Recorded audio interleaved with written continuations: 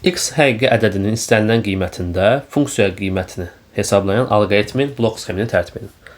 Əvvəlcə alqoritmi başladaq və bizə lazım olan X-in qiymətini daxil edək. Daha sonra biz nə etməliyik? Bir şərt bloku ilə şərtləri yoxlamalıyam. İlk şərtim nədir? X-in 0-dan böyük olması. Yazaq. Şərt blokunu daxil yazıram. X böyükdürsə 5-dən. Əgər bu şərt ödənərsə, Y nəyə bərabərdir deməli? Y bərabərdir bizdə X kvadrat üstəgəl 35-ə. Onu da yazdıq. Yox, əgər bu şərt ödənməzsə, o zaman növbəti şərtə keçirəm. Növbəti şərtim nədir? X 5-dən böyük deyilsə, deməli ya 5-dən kiçik bərabərdir, ya da 2-dən böyük bərabərdir. Yəni ikisi eyni anda ödənməlidir. Baxın, şərtdə yazıram. Deməli, X nədir? 2-dən böyük bərabərdir.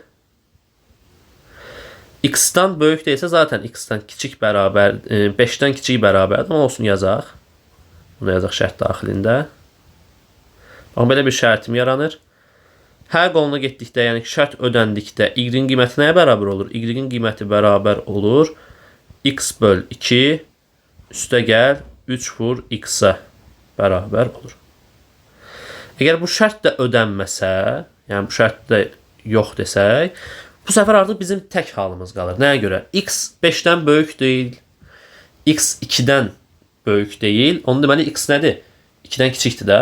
Bu halda artıq mənim şərt yazmaya ehtiyacım qalmır deyə avtomatik yazıram. Y bərabərdir 2 vur X çıx 24.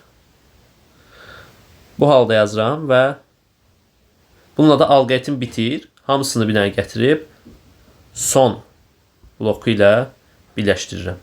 Son blokla birləşmədən əvvəl bir dənə də çap edək Y çap edək, sonra da son bloku ilə birləşdirək.